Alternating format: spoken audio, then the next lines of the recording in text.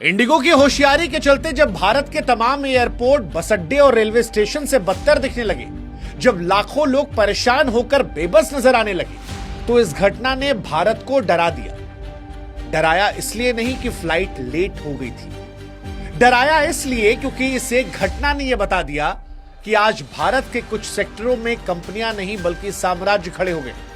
और सवाल यहीं से उठने लगा कि क्या हम भारतीय, जो दुनिया के सबसे बड़े लोकतंत्र होने का दावा करते हैं, अब एक ऐसे युग में जा रहे हैं जहां पर हर जरूरी सेक्टर में एक दो बड़ी कंपनियां होंगी और उन्हीं कंपनियों के सहारे यह देश चलेगा। कोई भी सेक्टर जिसके पास मोनोपोली, बड़ा मार्केट शेयर, वो तो परेशान करेगा।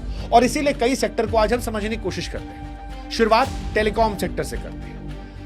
आज से कुछ साल पहले भारत में 10-12 मोबाइल की कंपनियां थी। आपको याद होगा, अनलिमिटेड कंपनियां थी, अनलिमिटेड ऑफर्स आते थे। आज पूरा वायरलेस बाजार जो है वो 2-3 नामों के इर्द गिर्द है। आपके पास जियो होगा, एयरटेल होगा और एक वोडा और आइडिया मिल गया जो जैसे तैसे सर्वाइव कर रहा है। लॉजिकली देखिए तो केवल 2 बड़े बचे।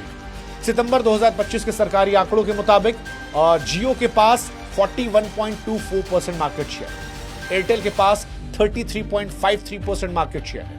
वोडा आइडिया जो कंबाइंड हुआ है उसके बावजूद उसके पास 17.33 वायरलेस सब्सक्राइबर है। यानी 2 बड़ी कंपनियां एयरटेल और जियो, उनके पास मार्केट का 74% शेयर है। अब अगर आप ये सोचिए किसी दिन तकनीकी गड़बड़ी, साइबर अटैक या इनमें से किसी एक बड़े नेटवर्क का सिस्टम 10, 12 या 24 घंटे, 48 घंटे ठप हो जाते, क्या होगा देश में? सिर्फ कॉल नहीं कटेगी भाई साहब, UPI payment, internet banking, hospital की ऑनलाइन बुकिंग, दवाओं की डिलीवरी, रेलवे फ्लाइट की टिकट, बच्चों की ऑनलाइन क्लासेस, ये सब कुछ एक झटके में रुक जाएगा।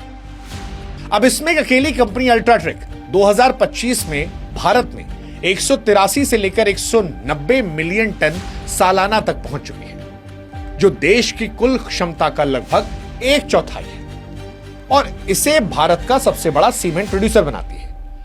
अगर इतनी बड़ी कंपनी और कुछ दूसरे प्लेयर्स के साथ मिलकर दाम को 8 से 10% बढ़ा ले तो घर बनाने वाले लाखों परिवारों पर उसका सीधा असर पड़ेगा। और अगर कल को दाम 25 से 30% बढ़ा दिया जाए तो मध्यम वर्ग के लिए घर बनाना जरूरत के बजाय लाइफ टाइम लग्जरी प्रोडक्ट हो जाएगा।